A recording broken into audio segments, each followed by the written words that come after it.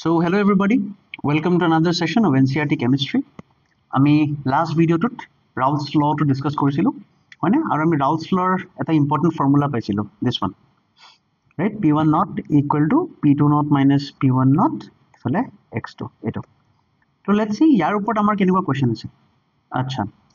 so this is a question from your NCERT হয়নে এটো এটা index question হয় তেয়া কি কৈছে so let's try to solve it. The vapor pressure of pure liquid কৈ দিছে A আৰু B তো এটো হৈছে A এর কারণে এটো হৈছে B এর কারণে this is the vapor pressure গটিকে আমি কি বুলি লিখিম আমি আগতে given টো লিখি লব লাগিব ন তো আমি let's write the given কি কৈছে A আৰু B তো গটিকে আমাৰ কি হ'ব PA not will be equal to what 450 millimeter Hg millimeter Hg মানে হৈছে প্রেসার যেটা মেজার করে ব্যারোমিটারত মেজার করে হয়নে আৰু ব্যাৰোমিটাৰত মাৰ্কাৰি স্কেল টো যে থাকে এটো তাৰে মেজাৰমেন্ট ঠিক আছে আৰু আমাক কৈছে যে PB not is equal to 700 millimeter Hg ঠিক আছে টেম্পারেচার দিছে আমাক না লাগে find out da composition of the liquid mixture মানে কি আছিল লিকুইড মিক্সচার কম্পোজিশন মানে কি আছিল একদম সিম্পল স্যার তো A আৰু B যেটা আমাৰ ম্যাচ হ'ব মিক্স হৈ যাব এটো ললো ইয়াতে I make the solution তো ইয়াতে মোৰ A আছে আৰু B আছে তো এতিয়া because এটা volatile liquid হয় Raoult's law এটা কথা আছে ন যে কি হ'ব ইহঁতৰ vapors বোৰ থাকিব vapor মই কালাৰটো চেঞ্জ কৰি দিম for example let's say ইহঁতৰ এনেকে vapors থাকিব এনেকে ওপৰত vapor থাকিব এনেকে ওকে তলত আছে liquid mixture the liquid mixture composition বুলি কলে আমি বেসিক্যালি বুজো XA আৰু XB তাৰমানে মোল ফ্ৰ্যাকশন ওলাব দিছে আৰু ওপৰত আছে vapor so the second part of this question also find the composition in the vapor phase composition মানে হৈছে কি vapor phase composition মানে হৈছে ইয়াতে PA আৰু PB তো সকলোৰে এই বস্তুটো ক্লিয়াৰ হ'ব লাগে যে vapor phase composition মানে PAPB কিয় কাৰণ ভেপাৰত তো প্ৰেসাৰ হে আছে ভেপাৰত মোল ফ্ৰ্যাকশন নাচাই নহয় ভেপাৰৰ সদায় প্ৰেসাৰ আছে আৰু লিকুইড মিক্সচাৰটো মোল ফ্ৰ্যাকশন আছে ওকে আৰু এটা আমাক ইয়াত ডাটা কি দিছে আমাক এটা ডাটা দিছে যে total pressure is equal to what total pressure is equal to 600 এটো তো PT এটো দিছে 600 millimeter Hg হয়নে তো আমি কি জানো আমি জানো যে from Raoult's law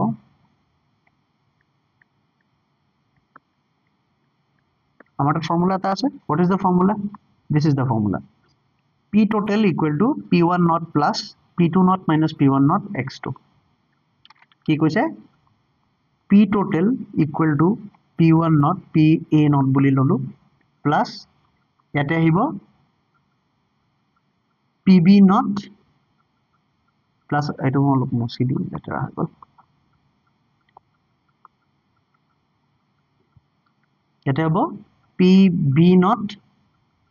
plus লৈছো না মাইনাস লৈছো আমি মাইনাস আছে PB naught minus PA naught PB naught minus PA naught এফালে আহি যাব x2 মানে কি x2 মানে PB বা XB হৈ যাব ওকে তো ইয়াৰ পৰা কি হ'ব সব ইয়াৰ পৰা ইজিলি আমাৰ তাত সবটো গিভেনে আছে এটো গিভেন আছে ইয়াৰ পৰা মোৰ ইজিলি XB ওলাই যাব তো লেটস সে আমি পাতি চাম এতিয়া কালাৰটো চেঞ্জ কৰো ওকে তো PT আছে 600 PA not আছে 450 plus এফালে আছে PB not 700 minus এফালে 450 এফালে XB so this becomes what eto 600 minus 450 এফালে এটো সাইড এফালে আছে তো কি হ'ব 600 minus 450 কৰিব লাগিব equal to এফালে 700 minus 450 তো কিমান হ'ব 550 650 250 XB আৰু এফালে কিমান হ'ব এফালে 150 550 এফালে হ'ব 150 so 150 is equal to 250 XB গটিকে মোটা মোল ফ্র্যাকশনটো এতিয়া ইজিলি ওলাই যাব কেনেকৈ ওলাব therefore XB equal to 150 by 250 150 by 250 এইটো 0 0 কাটা গ'ল 5 3 যা 5 5 যা 0.6 তো xb হৈ গ'ল 0.6 so therefore xa কেনেকৈ ওলাম আমি জানো যে xa plus xb is equal to 1 so therefore xa হ'ব 1 minus xb গতিকে 1 minus 0.6 this is equal to 0.4 তো মই দুটা আনসাৰ পালো হয়নে মই কোনটো পালো আমি পালো xa আৰু xb xa ওলাইছে 0.6 xb ওলাইছে 0.4 simple right এতিয়া আমি কি জানো আমি জানো যে আমি ৰাউলছ লৰ মেইন ফৰ্মুলা কেইটাটো জানো কেনেকুৱা আছিল এই কেইটা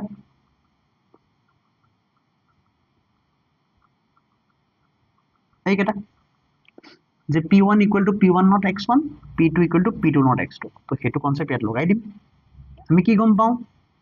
let me remove this part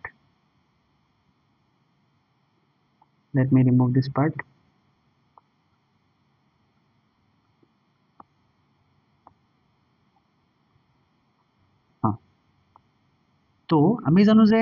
pa equal to pa not xa তো আমি pa ওলাব লাগে হয় নহয় তো pa not কিমান আছে pa not আছে 450 into xa কিমান আছে xa আছে 0.4 তো এটো ভ্যালু কিমান হ'ব 45 to 90 180 so এটো হৈ যাব 180 right so this will be 180 so pa will be 180 millimeter of hg pa আৰু pb কি হ'ব pb equal to pb not xb তো pb not কিমান আছে pb not আছে 700 xb আছে 0.6 তো এটো কিমান হ'ব 7 6 42 তো 420 millimeter of hg এইটো ওলোৱা আৰু এটা টেকনিক মই কৈ দিও আমাক কোৱা আছে যে p total is equal to pa plus pb